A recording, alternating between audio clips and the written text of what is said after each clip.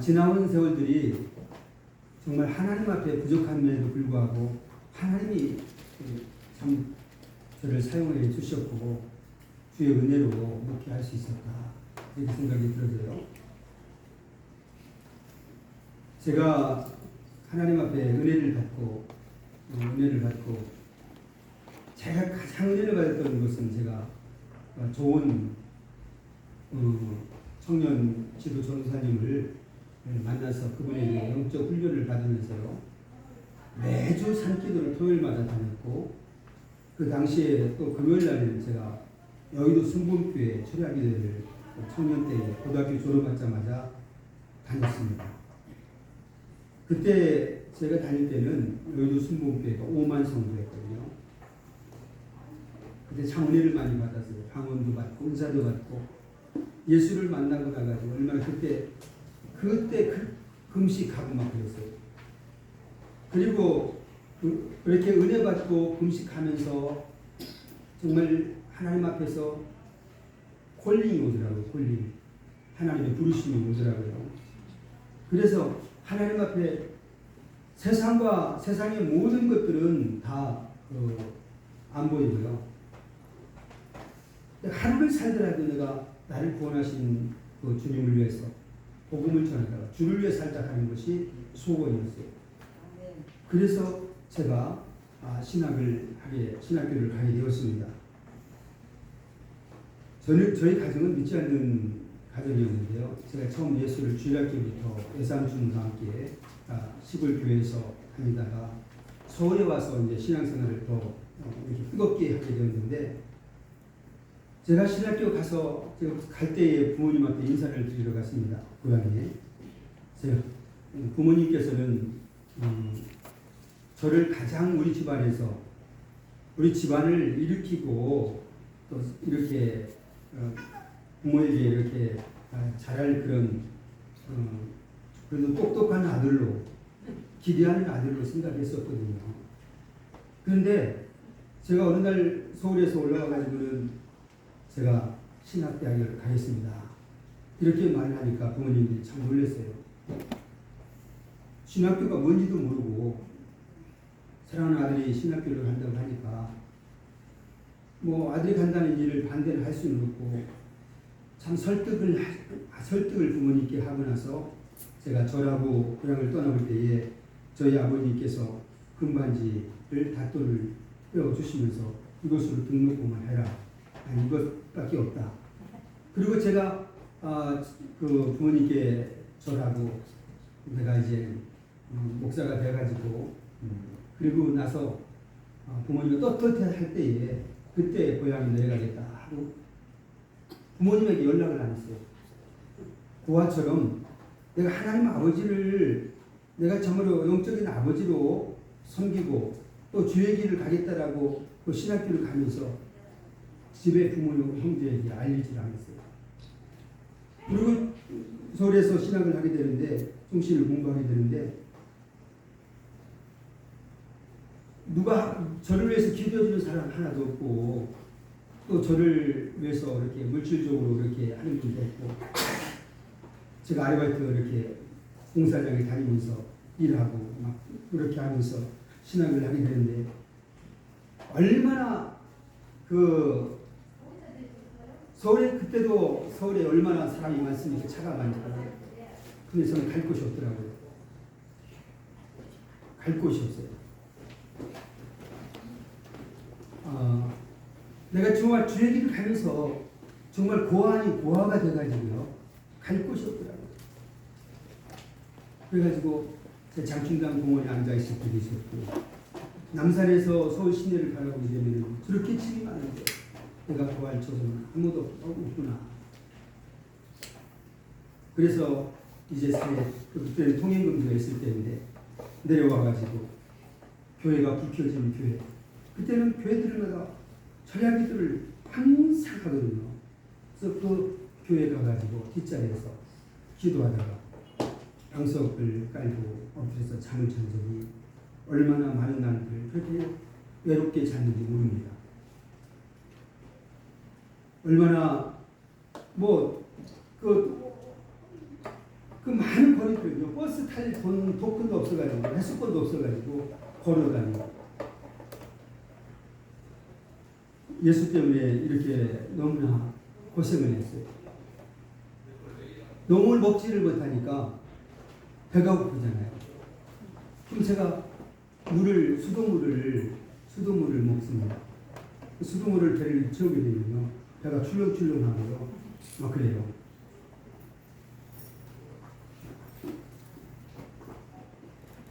그런데 그렇게 고생하니까 주님께서 이렇게 음성이 들려요. 네가 이렇게 고생하고 배고프고 네가 이렇게 고난의 길인데 그래도 이 길을 가겠느냐? 다만 주님의 음성이 들리를 말씀하는 것 같아요. 주님, 저는 주님 때문에 행복합니다. 저는 하루를 살더라도 신학하다가 복음 전하다가 예수 믿다가 나는 죽는 것이 천국 가는 게 낫지. 세상에서 부귀영화를 위해서 뭐 출세하고 이런 거 원치 않습니다. 하나님. 하루를 살더라도 그런 마음으로 제가 하루하루 버티겠어요. 버텼는데 버티다가 그때 병이 생기기 시작한 거예요. 폐결핵이 오더라고요. 농을 못 먹으니까. 저 고등학교 때 군 징병검사 받을 때 각종을 받았거든요. 그런데 신학을 하면서 너무 먹지 못하고 너무 고생하니까 폐결핵이 왔어요. 젊은 한참 혈기왕성한 청년이 그냥 서 있으면요, 그냥 지구가 땅이 막 빙빙 돌고요, 제가 몸이 땅 속으로 꺼져가는 것 같아요. 꺼져. 저는 그때 생각하기를 먹지 못해서 이런가 보다 이렇게 생각을 했거든요. 그런데 제가 약도 먹지 않고요, 하나님 앞에 그것을 알고 기도하고 폐결핵을 고침받았습니다. 할렐루야. 이거 더 간증하고 싶은데 제가 이렇게 하나님 앞에 콜링 받았을 때에 그렇게 콜링을 받았어요. 여러분, 우리가 주님 앞에 이 신학교 오늘 개강 예배잖아요. 우리가 주님 앞에 이렇게 콜링 부름을 받았을 때에 이 길을, 아무리 내가 정말 주의 길을 가는 그 길이 아무리 가난해도, 아무리 힘들고 어려워도, 아무리 고난의 길이라 한다 할지라도 우리는 그 길이 좋아서, 그 길이 행복해서 우리는 이 길을 가잖아요. 저는 그렇습니다. 그렇게 갔습니다. 할렐루야. 근데 하나님께 이렇게 많이 연단을 받고 고생을 하고 나니까요, 하나님께서 연단이 끝이 나가지고 그 후로는 연단을 잘 안 하더라고요. 하나님 엄청나게 복을 주셨어요. 제가 그렇게 군대를 가서, 군대를 제가 이제 한 1학년을 마치고 군대를 가게 되었는데, 군대가 그때 가서 동산훈련소 연무대 예비대대 거기서 폐결핵인 줄 알았거든요. 그럼 제가 폐결핵에 걸려가지고 이제 만약 군대를 가지 못하고 다시 돌아오게 되면은 저는 그와 같이 갈 데가 없는 거예요. 1년은 어떻게 버텼지만은 다시 집에 돌아갈 수도 갈 데가 없는 겁니다. 그러니까 하나님 앞에 다른 애들은 같이 이렇게 군대 징병받아서 훈련소로 좀 갔는데 저는 예비대대에 있어서 남아가지고 더 정밀 진찰을 갖게 된 겁니다. 그때야 제가 폐결핵인 줄 알고 하나님 앞에 눈물로 기도했어요. 하나님, 저 다시 돌아가게 되면요, 갈 데 없어요. 먹을 거 없어요. 저 먹고 자고 할 수 있는, 저는 군대 가야 됩니다. 하나님, 저는 군대 먹고 자고 할 수 있기 때문에 하나님, 저 나아가지고 군대 갈 수 있도록 훈련소에 입소할 수 있도록 해달라고 그렇게 눈물로 간절하게 기도했어요. 더 크게 사진을 찍고 나서 제가 고침받았는 것을 알았습니다. 할렐루야. 저는 약도 안 먹고요. 제가 제일 아팠을 때에, 그 신학교 1학년 때에 그렇게 내 몸이 강의를 들을 수도 없었어요. 어지러워가지고. 저는 밥을 굶었기 때문에, 너무 고생했기 때문에 그런 줄 알았지, 제가 폐결핵인 줄은 알지 못했거든요.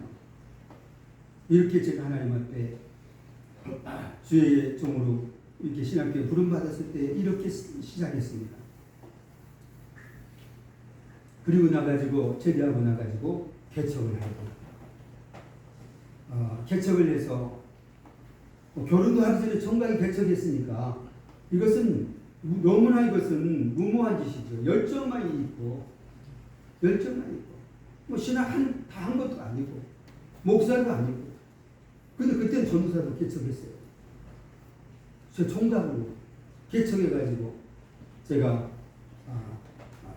해서 우리 집사람이 아내가 서울에서부터 저에게 이렇게 결혼해서 살게 되었습니다. 그래서 아들딸 낳고 10년을 제가 경상도에서 목회하고 또 10년은 서울에서 목회를 했는데요. 하나님께서 크게 복을 주시는데 그렇게 고생하고 또 하나님 앞에 연단과 훈련받고 나니까 하나님께서 예전에 그 10년에 그 제가 개척하면서 총각 고생했던 그 경상도에서 목회를 하나님께서 서울 목회를 축복해 주시더라고요. 하나님이 서울 목회를 주시고 서울에서 목회할 때도 역시 마찬가지예요. 제가 목회자가 돼가지고 목회하면서 서울에서 목회를 하게 되는데 어느 교회를 조그마한 교회를 맡았는데 교회를 건축을 앞두고 제가 365일을 제가 그렇게 뜨겁게 기도를 했어요. 매일 겟세마네 기도하고 제가 주님밖에 의지할 게 없더라고요. 그래서 365일을 매일 기도를 했습니다. 우리 교인들이 기도회를 하고 제가 강사가 돼가지고 매일 기도하고 그래서 성전 건축을 하게 되는데 하나님이 기적과 같이 자기 집을 팔아서 1억씩 내고 이런 분들이 있어서 교회를 건축하게 되었습니다. 그리고 건축하고 그 건축해서 교회가 이렇게 성장하고 건축해서 서울에서 건축했으니까요. 제 노예에서 저를 목회에 성공했다고 할 정도로 개척교회에서 성공했다고 할 정도로 우리 교회 노예에서 정말 어르신들이라든지 그 많은 목사님들이 저를 참 귀하게 여겼습니다. 근데 제가 이렇게 목회하다가 제가 미국에 가게 되는데 미국에 제가 원해서 가는 게 아니거든요. 미국에 원해서 가는 것이 아니고 제가 늘 하나님 앞에 부르짖었고 매년 새해 첫 주에 설교했던 내용이 오늘 설교입니다. 오늘 설교 교회의 삶. 제가 목회자가 돼가지고 한 10년쯤 목회하고 나가지고 목회가 뭔가 교회가 어떻게 해야만 하나님 기뻐하는 교회가 되고 내가 해야 될 사명이 뭔가 이것을 위해서 언젠가 기도하다가 저의 나름대로 제 인생의 목회 철학이 목회의 비전을 갖게 되었습니다. 제일 처음으로 제가 갖게 되었는데 그때 이 말씀이요 저에게 얼마나 뜨겁게 왔느냐면은 하나님 앞에 이 말씀을 통하여서 제가 한국교회 복음화와 세계 선교를 위해서 하나님 주신 사명이라 생각하고 이것이 한국교회에 필요하다라고 부르짖던 말씀이었습니다. 그것이 오늘 교회의 사명입니다. 예수님은 우리의 죄와 사망 권세를 이기고 부활하셨습니다. 예수님의 부활은 우리에게 부활의 소망을 주셨고 부활하신 주님께서 피로 값주시고 예수님께서는 주님의 몸된 교회를 세워주셨습니다. 그래서 예수님의 가장 큰 관심은 교회예요. 예수님은 제일 사랑하는 것이 세상의 어떤 것보다도 하나님은 교회를 사랑하는 줄 믿습니다. 예수님이 교회를 제일로 사랑합니다. 교회만이 하나님의 교회가 잘 되기를 원하시고 있는 것입니다.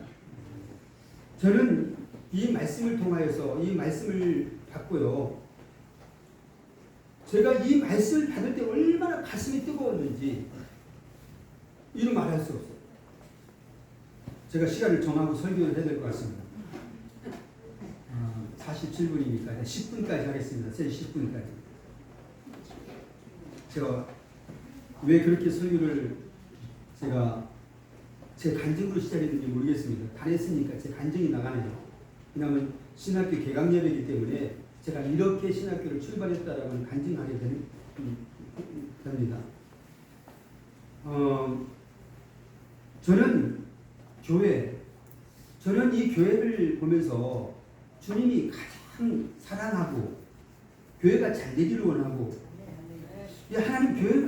하나님께서 교회를 통해서 하나님의 나라가 확장되기를 원하는데 피로 값주고 자기 생명까지도 바쳐서 산 교회 때문에 예수님이 울고 계시는 것을 마음 아파하는 것을 깨닫게 되었습니다. 깨닫게 되었어요. 하나님, 교회의 사명이 교회가 해야 될 일이 무엇입니까? 라고 기도했을 때에 저는 성경에서 이 교회의 사명을 찾게 되었습니다.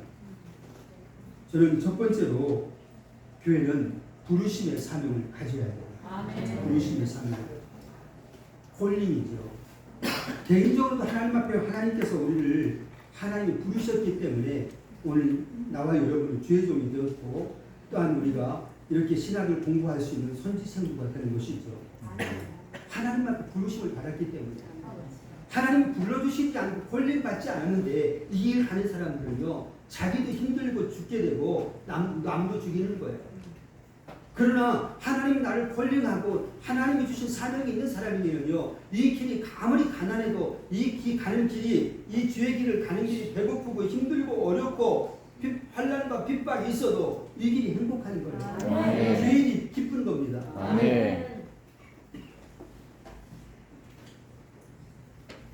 우리 여러분 한 사람도 여러분은 하나님 앞에서 하나님이 불러주셨기 때문에 이 자리에 있는 줄 믿습니다. 하나님은 나를 부르셨다는 거예요.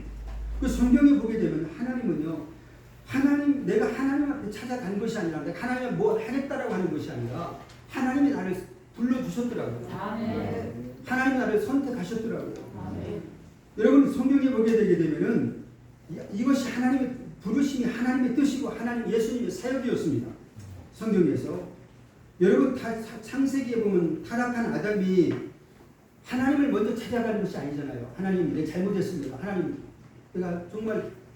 내가 하나님 말씀을 깜빡이 잊고 내가 하나님 그 말씀을 먹이고 내가 선악과를 딴 것입니다. 불순종했습니다. 용서해 주십시오. 하나님을 찾아가는 것이 아니잖아요. 회개하는 것이 아니잖아요. 그는 낯을 피하고 하나님 앞에 숨었잖아요. 그런데 하나님께서는 그 하나님은 사랑이 많으신 하나님은 아담을 찾아와 주셨습니다. 하나님을 배반하고 하나님처럼 되려고 한 그 아담을 자기 형상으로 귀하게 만든 그 아담을 버릴 수도 있었음에도 불구하고 하나님은 아담아 찾아와 주시잖아요. 할렐루야. 여러분 믿음의 조상 아브라함이 먼저 하나님을 아는 게 아니잖아요. 그리고 우상 숭배했던 그 집안에서 그런데 하나님께서는 아브라함을 하나님을 선택하셨잖아요. 그래서 하나님은 아브라함을 콜링하여서 하나님은 그 고향을 떠나가게 만들고 창세기 12장에서부터 아브라함을 하나님이 선택하고 부르셨습니다. 믿음의 조상이 되게 하셨습니다. 여러분 모세도 마찬가지죠. 여러분 모세가 하나님 앞에 자기가 하나님 앞에 자기가 태어날 때에는 바로에게 애굽에서 자기는 태어나면 남자는 죽어야 되는 그런 운명을 가지고 태어났잖아요. 근데 그가 하나님께서 이 모세를 그 부모를 감동시켜가지고 죽을 생명을 살려주시잖아요. 그리고 하나님께서는 모세를 택하고 부르십니다. 하나님께서는 왕자 있을 때가 아니라 하나님은 호렙산 가시떨기 불꽃 가운데서 하나님께서는 모세를 찾아오셨고 하나님은 모세를 부르셨어요. 모세에게 신을 벗게 하시고 모세에게 사명을 주십니다. 그리고 내 백성에게로 가라 라고 하는 큰 사명을 주셨죠. 성경의 모든 인물들을 보게 되게 되면 다 하나님이 택한 자였고 하나님 불러주셔서 그들이 모세도 아브라함도 야곱도 다 그래요. 바로 여러분 나와 여러분도 그렇게 하나님이 택하여 주셨고 불러주신 것입니다. 할렐루야. 이사야서 여러분 43장 1절에 이렇게 하나님이 우리에게 말씀하지 않았습니까? 내가 너를 창세전에 택했고 지명하여 불렀나니 너는 내 것이다. 이 말씀이요. 하나님 나를 창세전에 나를 택정하셨다. 그리고 나를 불러주셨다라고 하는 거예요. 나 같은 죄인을. 만약에 하나님이 나를 택정해 주시지 아니하고 하나님이 나를 아브라함처럼 하나님 모세처럼 하나님 나 같은 죄인도 하나님 불러주지 않았다 한다면 오늘 여러분이 어떻게 예수를 믿을 수 있었겠습니까? 어떻게 여러분이 목사 될 수 있었겠습니까? 어떻게 우리가 신학교를 갈 수 있었겠습니까? 아마 여러분 세상 부귀영화 단 버리고 이 길 가지 않을 거예요. 뭐 자기 나름대로 얼마나 의심도 많고 똑똑하고 그래가지고 하나님 없다고 하고 지금도 하나님 없다고 부인하면서 그냥 교만하게 살 수 있었을 거예요. 그런데 여러분 내가 이렇게 하나님을 아버지라고 부를 수 있고 예수님을 나의 구주로 영접할 수 있었던 것은 이것이 내가 한 것이 아니라 하나님 주신 선물이잖아요. 하나님 나를 택해 주셨기 때문에 불러주셨기 때문에 그래서 여러분 나와 여러분이 오늘 내가 나야 되는 것이 다 주의 은혜를 믿습니다. 아멘. 할렐루야. 아멘. 예수님께서도 이 땅에 오셔서 예수님께서도 제자들을 부르셨고 먼저 제자들을 부르셨어요. 교회를 세운 게 아닙니다. 다른 일 할 때 먼저 제자를 부르셨어요. 12 제자들을 부르십니다. 똑똑하고 잘난 제자를 부르지 않았어요. 어떤 때는 가난하고 배우지 못하고 무식했던 그런 제자들을 주님은 찾아가셔서 나를 따라오너라. 저는요 그 제자들을 베드로를 부르시고 마태를 부르시고 그 주님께서 나도 그 반열 속에 들어갔다라고 하는 것이 얼마나 기쁘고 행복한지. 아멘. 할렐루야. 아멘. 바로 예수님께서도 예수님의 사역도 부르심의 사역이었습니다. 부르심의 사역이었어요. 오늘 바로 이렇게 부르심은 하나님이 하셨던 일이었고 예수님의 사역이었습니다.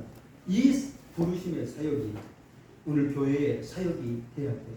아멘. 그래서 교회가 세워진 존재는 하나님께서 하셨던 그 일을 예수님이 하시려고 했던 그 일, 바로 부르는 일. 우리는 죄인들을 부르고 정말 그 탕자와 같은 자를 부르고 그들을 부르기 위해서 교회가 세워진 줄 믿습니다. 아멘. 오늘 여러분이 이것이 교회의 첫 번째 사명이라 될 것이라고 생각합니다. 여러분 부르심에 감당하게 될 때에 하나님의 나라는 확장되게 될 것이고 하나님이 얼마나 많은 주관의 영혼을 구원할 수 있겠습니까? 오늘 부르심에 합당한 귀한 사명을 감당하는 여러분 될 수 있기를 원합니다. 그래서 제가 이 말씀 때문에요. 우리 교인들에게 제가 부르심 하나님이 여러분 부르셨는데 하나님 얼마나 큰 은혜냐. 제가 하나님 앞에 그래서 정말 내가 하나님 앞에 이렇게 부르심을 받고 주의 종이 되어서 이 길을 왔던 것이 정말 행복했어요. 저는 하루를 예수 믿고 하루를 예수 믿고 내가 복음을 전하다가 신학하다가 죽어도 저는 행복했다니까요. 하루 살다 정말 예수에 미쳤어요. 예수 때문에 행복했어요. 두 번째는 기르심의 사명입니다. 기르심. 제가요 3가지인데 첫 번째는 부르심이고 두 번째는 기르심이고 세 번째는 보내심이에요. 제가 35년 전에 처음으로 그때는 그런 용어들 그런 말들이 없었어요. 제가 성경에서 가장 우리나라 우리 언어적인 것을 생각해 볼 때에 부르심 너무나 우리 한국적인 이름이다. 이게 성경의 콜링이다. 그리고 부르심 그리고 보내심 이런 단어를 이런 용어를 제가 제일 먼저 썼어요. 근데 지금 보니까 신학교도 많은 그 선교단체도 이런 용어들을 많이 쓰더라고요. 근데 제가 먼저 35년 전에는 이런 말을 쓰는 사람들이 별로 없었어요. 저는 첫 번째 부르심은 모든 교회들이 잘합니다. 전도를 하게 되고 교회 성장을 전도를 하게 됩니다. 두 번째로는 기르심이에요. 하나님께서는 이스라엘을 양육하셨다고 그랬어요. 예수님께서도 제자들을 양육하셨습니다. 하나님께서는 자녀들을 양육하기 위해서 하나님이 그 성전을 그리고 성막을 그리고 교회를 하나님께서 우리에게 주신 줄 믿습니다. 여러분, 하나님께서는 어린아이와 같은 자를 양육해서 장성한 자, 장성한 분량에 이르게 하는 것이 아버지의 뜻이고 아버지가 원하는 것이잖아요. 우리가 아무리 나이가 많이 먹고 우리가 어린이라고 한다고 할지라도 우리가 하나님의 자녀가 되었을 때는 어린아이와 같잖아요. 갓 태어난 어린아이와 같아가지고 아무것도 알지 못하잖아요. 그래서 어떤 때는 아들이 예수를 먼저 믿고 그가 장성한 아버지보다도 더 영적으로는 더 어른일 수가 있고 그 아버지는 어린아이와 같은 자일 수도 있는 것입니다. 그래서 아버지의 뜻은 교회가 이렇게 어린아이 같은 그 전도에 와서 부름을 불러서 전도에 온 자를 양육하는 것이 교회의 사명이라고 생각합니다. 오늘 우리는 이 일을 위하여 양육해야 돼요. 근데 여러분, 양육이라고 하는 것은요, 제자 양육이라고 하는 것은 티칭, 가르침하고 달라요. 교회는 가르치는 것이 아닙니다. 오늘 본문의 말씀도 가르쳐 지키게 하라고 했지만은 교회라고 하는 것은요, 하나님의 어떤 그런 천국의 모형으로서 가정이라고 하는 것은 가정에서 가르치는 데가 아니잖아요. 가르치는 것을 배우는 것은 학교지, 그죠? 가정은 양육하는 곳이에요. 그냥 먹여주는 곳이에요. 그래서 가정에서는 부모를 통해서 양육을 받게 되는데 지식을 가르침을 받는 것이 아니라 부모로부터 인격을 양육받게 되는 인격과 그리고 모든 자기 어떤 부모의 어떤 습관까지도 인격과 이 모든 것들을 양육을 받아가지고 몸도 자랄 뿐만 아니라 그의 지정의적으로 인격적으로 이렇게 성장하게 되는 것이죠. 그래서 자녀는 어떤 부모가 양육하느냐에 따라서 그 자녀의 인격이 달라지잖아요. 네? 그 부모의 그 자녀잖아요. 그 부모의 자녀잖아요. 부모가 어떻게 양육했느냐에 따라서 자녀가 양육되는 거예요. 그래서 저는 목사는 영적 아버지와 같은 양육하는 것이지 선생이 아닙니다. 선생이 아니에요. 고린도서 4장 5절에 보면 이렇게 말씀하고 있습니다. 그리스도 안에서 일만 스승이 있으되 아비는 많지 아니하니 그러므로 그리스도 예수 안에서 복음으로써 너희를 낳았습니다. 여러분, 교회가 일만 스승이, 목사가 일만 스승이 되는 그런 교회가 목사가 되면 안 되는 거예요. 우리 주님께서도 선생이 되지 말라고 그랬잖아요. 일만 스승이 있어서 가르치고 이렇게 하는 것이 아니라 아비가 되라고 했잖아요. 근데 오늘 고린도전서 4장 5절 말씀에 보게 되면은 일만 스승은 있는데 일만 목사는 있는데 아비는 없다라고 하는 거예요. 교회가 아비가 있어야 돼요. 영적 아버지가 있어야 되고 영적 어머니가 있어야 돼요. 바로 교회는 가정과 같은 것입니다. 가정처럼 말이에요. 그래서 아버지를 어머니를 닮는 거예요. 아버지 먹는 습관도 다르게 되고요. 행동도 닮게 되고요. 그냥 붕어빵처럼 닮잖아요. 닮는 거예요. 가르쳐주지 않는데 모든 것을 먹는 그 식생활, 그 어떤 식성까지도 닮고요. 성격도 닮고요. 생각도 같고요. 부모 닮아요. 부모 닮아요. 그래서 여러분이 그 자식은 여러분이 자식을 보면서 여러분이 그 자식을 보면서 우리는 해야 될 때가 많습니다. 자식은 부모의 거울이에요. 거울이에요. 내가 자식에게 믿음으로 양육하지 못했구나. 잘못 양육했기 때문에 그렇습니다.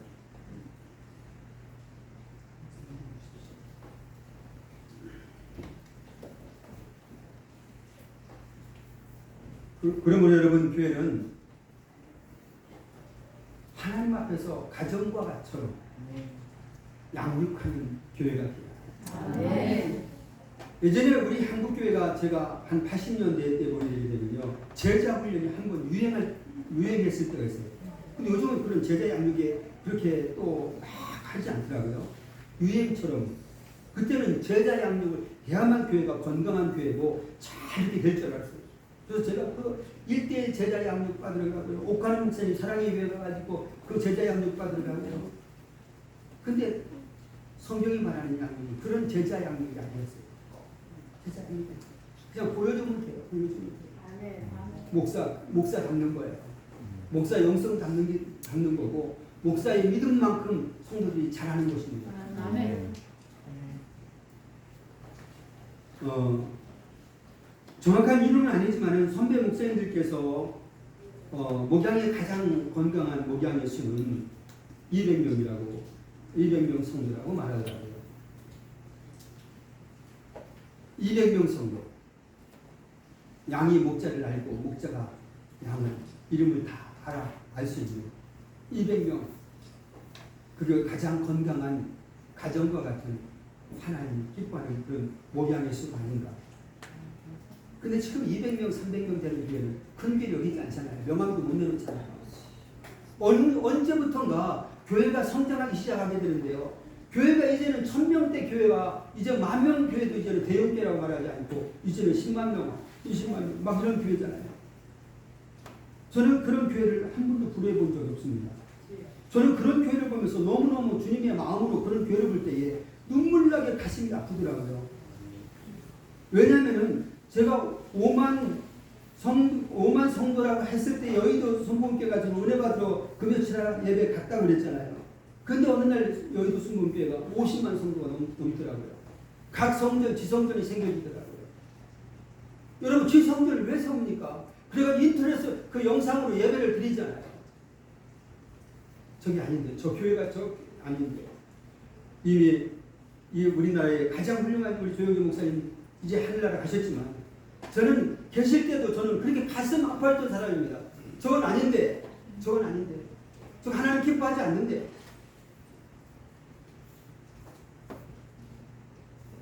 왜냐하면은 불신자들만 그 교회가 불신자만 전도해가지고 10만, 50만 됐다고 한다면 뭐 할 말 없습니다.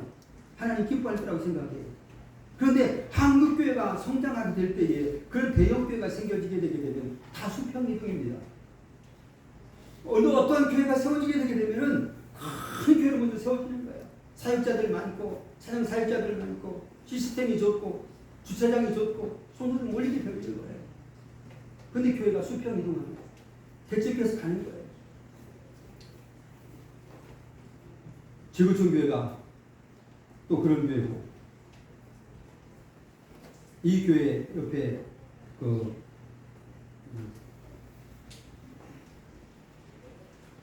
조금 더 하면 두레교회라고 있죠. 제 인생의 모토와 같이 가장 제가 만담의 적은 없지만은 가장 존경하고 제가 신학교 때에 제 20대에 정말 제가 가장 존경하고 제 인생의 롤모델로 내가 저 사람처럼 저분처럼 내가 살아야 되겠다라고 생각했던 분이 있습니다. 바로 두레교회 김진호 목사님이세요. 저는 시골에서 개척교회하고 전도사 때에 목회하면서 그분의 테이프를 늘 받아가지고 보면서 얼마나 은혜를 받고 영향력을 받았는지 몰라요. 또 그분이 한마디씩 말씀으로 이 정치적이나 여러 가지로 세상에 이렇게 한마디 던질 때마다 큰 영향력, 파괴력이 있었거든요. 야, 저분이 남양만 저 바닷가에서 갈데 오갈 데 없는 사람과 공동체 하면서 그곳에서도 그 말씀을 전하게 될 때에 전국의 신학생들과 주의 정도를 믿는 자들에게 복음이 전해지게 되고 은혜 받았단 말이에요. 그런데요, 그때 김준호 목사님 모르겠어요. 저는 그분과 대화 나누지 못했지만 그렇지만 그분이 이제 스타잖아요. 한국의 가장 유명한 분이잖아요. 아직 끝까지 저는 원래 그분이 깡통 목회라고 해가지고 청계천에 천막촌에 있었을 때에 그 거지들에게 밥을 먹이고 그들과 함께 지내면서 목회를 했거든요. 그 책을 보고 또 남양만으로 갔을 때에 그분을 보면서 제가 그분처럼 나도 목회자가 되어야 되겠다. 가난한 자들을 위해서, 오갈 데 없는 자들을 위해서, 그들을 위해서 필요한 목회자가 되어야 되겠다. 근데 어느 날 그분이요 두레교회를 만들더라고요. 야, 그러면서 제가 얼마나 실망했는지 몰라요. 그 두레교회가 져졌을 때에 이 교문위에 제가 아는 그때 우리 노예들이 너무나 많이 있었는데요. 노예 교회가 있었는데 두레교회가 생겨질 때 그 세워지면서 많은 목사님들이 더 멀리 다른 데로 이사 갔어요. 교회들이 다 가게 그쪽으로 몰리고 막 그러니까 이게 대형교회, 한국 대형교회 되었어요. 여러분, 우리 이제 목회 시작하는 우리 목사님들과 우리 전사님들, 저는 이제 은퇴를 얼마 남지 않아서 이제 미련도 없습니다만은 어떤 목회를, 어떤 교회를 원하세요? 나도 저렇게 성공해가지고 저렇게 큰 교회, 나도 대형교회 세워서 세계 선교를 내가 가장 크게 하는 그런 목회를 하고 싶다라고 생각합니까? 아니. 저는 그것을 보면서 김준호 목사님 그때부터 얼마나 실망했는지. 근데 벌써 은퇴하고 이제 다시 돌아가셨잖아요. 그때의 그 분이 생각할 때는 다른 분들이 정말 다 교회를 세워가지고 다 온누리교도 세우고 사랑의 교회도 세우고 지구촌교도 세우고 그분도 같이 그 일을 따라가는 거예요. 저는 영주 순공교회 저는 안 된다. 하나님 앞에 저렇게 해서는 안 된다.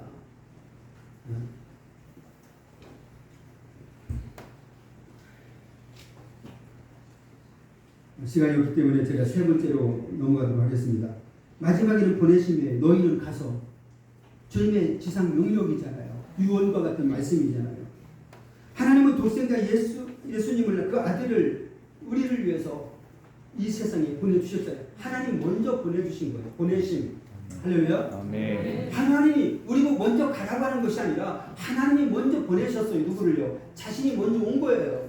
독생자 아들 예수를 우리 위해서 나를 살리려고 나 같은 죄인을 살리려고 하나님 먼저 예수님을 자기 아들을 보내주셨잖아요. 아멘.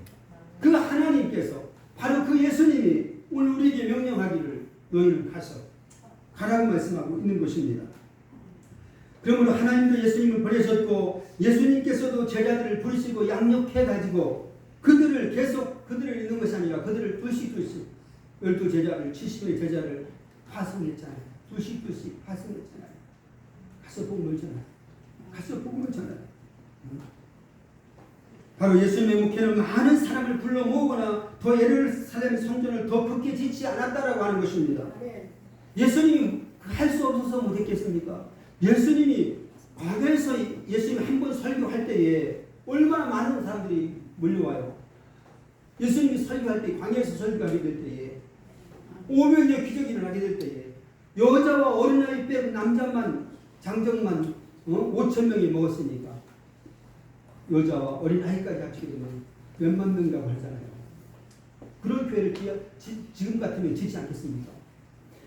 예수님이 사역이 우리의 사역이고 예수님의 목회가 우리의 목회인 줄 믿습니다. 예수님이 큰 교회를 졌다고 한다면 우리도 큰 교회를 져야 되고 그렇게 해야 돼요. 예수님 그렇게 하지 않고요. 양육하게 되면 보냈다라고 하는 게 이것이 예수님의 뜻이었어요. 너희는 가서 이것이 예수님의 명령이었고 성령이 오신 이유가 뭐예요? 사도행전 1장 8절에 성령이 너희 임하시며 권능을 받고 예루살렘과 유대와 사마리아 땅 끝까지 이르러 너희가 내 증인 가라고 말씀하고 있지 않습니까? 성령을 받게 되게 되면은 내가 은사를 내냐고 그냥 불러불러 하고 막 이렇게 내 교회 봉시키고 이런 것이 아니라는 것이죠.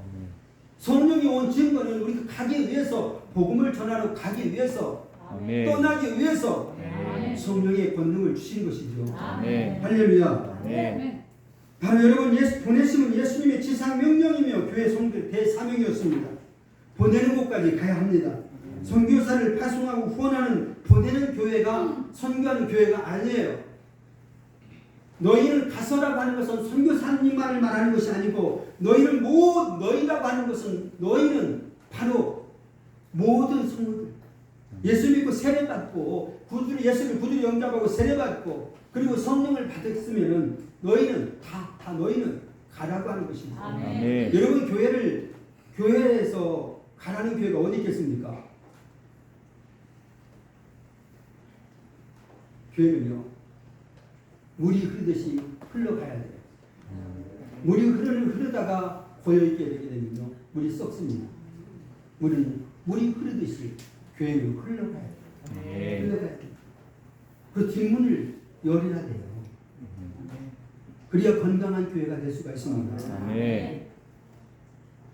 예를 들어서 제가 이스라엘을 4번 성지순례 갔는데, 이스라엘 가게 되면은 요단강으로 저 헐문산부터 내려오는 그 물줄기도 여러분 성지순례 가서 가봤죠. 그 수원지 요단강이 흐르게 되고, 그리고 갈릴리에 오잖아요. 이 갈릴리 베드로가 고기를 잡던 그것, 고기가 얼마나 많았습니까? 살아있는 그런 갈릴리 바다였잖아요. 근데 그 갈릴리 바다 또 내려가게 되면 저 사해바다, 저 남쪽에 사해바다가 있습니다. 근데 사해바다는 고기가 한 마리도 없어요. 사해라고 하는 것은 한문으로 죽음 바다잖아요. 죽음의 바다. 죽음의 바다. 거기는 여러분도 다 알다시피 너무너무 작아지고 고기 한 마리도 살 수 없는, 생명이 살 수 없는. 그런데 그 사해바다의 특징은 요단 이 갈릴리 바다는 위에서 들어오는 만큼 밑으로 내보내는데, 사해바다는 들어오는데 나가는 데가 없다잖아요. 나가는 데가 없다잖아요. 교회가 어떤 교회는 갈릴리 바다 같은 교회가 있고, 어떤 교회는 사해바다 같은 교회가 있는 것입니다. 할렐루야. 그래서 여러분, 조그만하게 이제 10분까지 하려고 했는데 이걸 마무리해야 될 것 같아가지고, 이 갈릴리 바다와 같은 교회가 되어야만 됩니다. 아멘. 갈릴리 바다와 같은 목회가 해야만 됩니다. 아멘. 저는요, 교회 목회를 아까 말했던 것처럼 교회 가장 건강한 교회 성도의 수를 300명으로 봐요. 300명은 저는 뭐든지 할 수 있다고 생각해요. 하나님께서 저는 예수님 12 제자도 다 예수님을 배반하고 예수님을 다 떠나갔잖아요. 여러분 12명보다는 낫잖아요. 지금 목회가요. 근데 12명 가지고 목회가 안 되겠고, 목회를 조금 하나님 앞에서 더 큰 일을 하려면 300명이면 참 교회가 좋겠다, 이런 생각을 제가 하고, 저희 교회를 지금도 저희 미국의 교회, 우리 교회 한국일보 광고에 우리 교회 광고란에 뭐라고 써있냐면, 우리 교회는 300명을 제한한 교회입니다. 어떤 분이 질문하더라고요. 왜 300명을 제한하느냐고. 성령께서 교회를 복음 전도의 문을 열어주시게 되게 되면 막 구름대 같이 몰려오게 되는데, 근데요 300명 목회자가 300명은요 1년에 한 번씩이라도 성도의 집을 다 신방하십니다. 할 말이 너무 많아가지고 성국계 이영훈 목사님이 워싱턴에 왔습니다. 그래서 초청 기도를 했는데 제가 초청을 받아갔어요. 그때 마침 우리 처형이 신촌에 사는데 지역장도 하면서 아주 열심히 순복음판 우리 서영이 왔어요. 권사님이신데 조영기 목사님 계실 때에 그 과외 그렇게 담당하는 그 정도 열심히 했었다고 그래요. 그렇게 열심히 권사님이면은 이영호 목사님이 오셔가지고 자기 권사 알아봐야 되겠어요? 못 알아봐야 되겠어요? 거기는 목사님들 모였는데 이제 그 권사님을 우리 처형님을 당신 교회에 당회장 목사님 오셨으니까 함께 가자고 조찬 기도회 그 제가 모시고 갔어요. 그 전부 조찬 기도하고 이제 인사하고 사진을 찍는데 제가 권사님 모시고 가지고 목사님 우리 이 권사님은 목사님 교회 권사님입니다. 몰라고 왔어요. 이름 다 모르잖아요. 자기 양을 모르잖아요. 이게 현실이에요.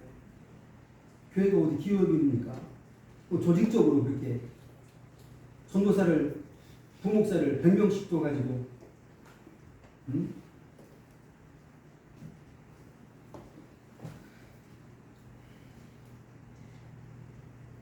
저는요 고여있는 웅덩이는 썩게 되어 있습니다. 물은 흐려야 살아있는 물이듯이 교회는 흘러가야 돼. 물이 흐르듯이 교회는 두른 만큼 나가야 돼.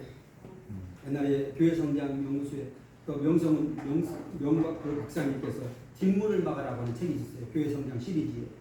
아니 무슨 이따위 책이 있느냐고 내가 그분의 조서를 내가 해서 미안하지만 뒷문을 열어야지. 뒷문을 교회는 닫으면 안 돼요. 내 교회만 성장시켜가지고 다른 교회는 다 지금 다른 교회는 지금 자립하지 못하고 교회가 개척교회가 힘들고 교회가 5,000교회가 문을 닫았다고 하잖아요. 이번에도요. 이런데 내 교회만 성장이 되겠습니까? 그래서 저는 그래요. 이 300명 가지고 300명이지만은 여러분, 난 우리 강 목사님 300명 가지고 우리 젊은 우리 목사님들이 앞으로 300명 목사님 목회하는 목사가 돼가지고 여러분이 교회에서 파송하는 자는요 훈련돼가지고 11조하고 주일선수하고 일꾼도 하고 11조 물질생활도 많이 하고 꼭 필요한 사람이지만 아깝지만은 그들을 선교사처럼 파송패를 해가지고 파송 예배 드리고 보내는 거예요. 어디로? 단기선교도 그럴 수 있고 교회에서 가장 가까운 데서 가장 어디든지 우리 하나는 어떤지 일일 다녀올 수 있잖아요. 봉사로 선교하러. 그래서 교회가 300명 교회가 3,000명을 보내고 교회가 3만 명을 보내고 할렐루야. 이 300명이 얼마나 기도원 용사가 300명이었잖아요. 32,000명의 군사들이 모였는데 그것이 위대한 군대와 그것과 32,000명도 작거든요. 10만 군대는 돼야지. 근데 하나님 많다. 돌려보내라. 다 돌려가고 또 나가 10,000명 남고 그래도 많다. 300명만 남잖아요. 이 300명은 3,000명보다도 더 강하고 32,000명보다도 더 강하고 권세가 있습니다. 승리할 수가 있습니다. 아멘. 교회가 32,000명보다도 300명 교회 가지고 32,000명보다도 성도가 있는 큰 대형 교회보다도 더 크게 할 수 있으면 되지 않겠습니까? 아멘. 흩어져 있는 교회들이 그 얼마나 많은 사람들을 교회를 살리게 되고 그래서 그래야만 한국교회가 복음화되고 세계 선교가 이루어지게 될 줄 믿습니다. 우리 지선협이 그런 사명을 가졌으면 좋겠습니다. 교회 내 교회만을 위해서가 아니라 내 교회가 흩어져서 더 많은 교회를 살릴 수만 있다면은 우리 교회들한테 그래요. 그래서 제가 우리 성도한테 매년 내가 부딪혔던 것이 우리는 가야 된다. 그럼 가야 된다. 갔다가요 영혼이 안 와도 좋고 이제는 한 2년 3년 있다가 지칠 수 있잖아요. 그럼 다시 돌아오면 돼요. 장로 시무장로도 돌아오는 거예요. 그럼 교회 밑에가 다시 오게 되는 거죠. 교회 한쪽에는 몇월 며칠 누가 파송했다가 파송자 명단이 저 벽돌처럼 파송자 명단이 그들을 위해서 기도하고 그래서 다시 컴백해가지고 또 때가 되면 또 나가고 이런 교회가 되면 얼마나 좋을까. 여러분 우리가 목사로서 부름을 받아가지고 하나님 앞에 하나님이 내가 성공하려고 하는 이것이 하나님이 원하는 거라고 교회 성장이 하나님이 원하는 것이라고 이것을 우리가 그렇게 자기 당착에 빠지지 않고 정말 주님 하나님이 하셨던 일이 예수님이 하셨던 일이 그런 목회가 아니라 내 교회를 통하여서 많은 죽어가는 영혼들을 살릴 수 있는 한국 교회를 살릴 수 있는 세계 선교를 할 수 있는 이런 교회 사명이 되었으면 참 좋겠습니다. 아멘. 이런 우리 신학교가 되었으면 좋겠습니다. 아멘. 이런 목사들이 많이 배출됐으면 좋겠습니다. 아멘. 우리를 통해서 앞으로 그런 일들을 할 수 있기를 소망합니다. 아멘. 이 시간 우리 다 같이 하나님 앞에 기도하겠습니다. 우리 이 시간 하나님 앞에 주여 삼창을 부르고 하나님 나는 지금까지 목회자가 되고 하나님 부름을 받았는데 아무런 목회 철학도 사명도 없고 비전도 없이 나는 그냥 목회했습니다. 내게도 하나님 목회 철학 비전이 있게 하여 주옵소서. 내게 사명을 허락하여 주옵소서. 우리 교회를 통하여서 한국 교회를 살리고 세계 선교를 할 수 있는 보내는 교회 이런 사명을 갖게 하여 주시옵소서. 주여 삼창으로 동성으로 기도하겠습니다. 주여